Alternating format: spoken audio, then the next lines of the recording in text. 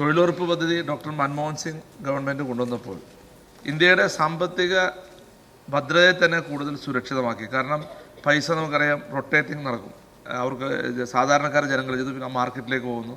ഈ പദ്ധതിയെ ഇവിടെ സൂചിപ്പിച്ച പോലെ കേന്ദ്ര ഗവൺമെൻറ് തകർക്കാൻ ശ്രമിച്ചുകൊണ്ടിരിക്കുകയാണ്.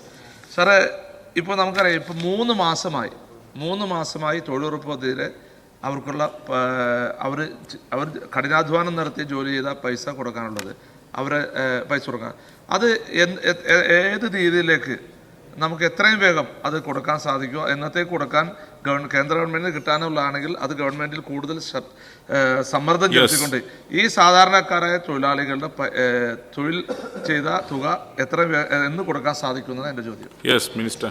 സർ, ഞാനതിനുള്ള മറുപടി പറഞ്ഞു കഴിഞ്ഞു. നമ്മൾ നിരന്തരം ആവശ്യപ്പെടുന്നു.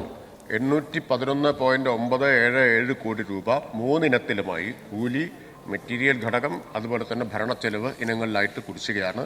അത് കേന്ദ്രത്തിൽ നിന്ന് നേരിട്ടാണ് കേന്ദ്രം കൊടുക്കുന്നത്, സംസ്ഥാനം വാങ്ങിക്കൊടുക്കുകയല്ല. DBT ആണ്, ഡയറക്റ്റ് ബെനിഫിറ്റ് ട്രാൻസ്ഫർ വഴി കേന്ദ്രം നേരിട്ട് കൊടുക്കുന്നതാണ്.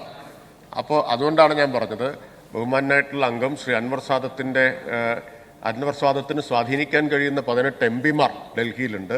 അവരോട് കൂടി ഇക്കാര്യം ഒന്ന് ആവശ്യപ്പെടുക. സംസ്ഥാനം നിരന്തരം, ഞാനിവിടെ പറഞ്ഞല്ലോ, എല്ലാ തലങ്ങളിലും കത്തയക്കുകയും സമ്മർദ്ദം ചെലുത്തുകയൊക്കെ ചെയ്തിട്ടുണ്ട്. നമ്മൾ കൂട്ടായിട്ട് സമ്മർദ്ദം ചെലുത്തി ഇത് വാങ്ങിയെടുക്കണം.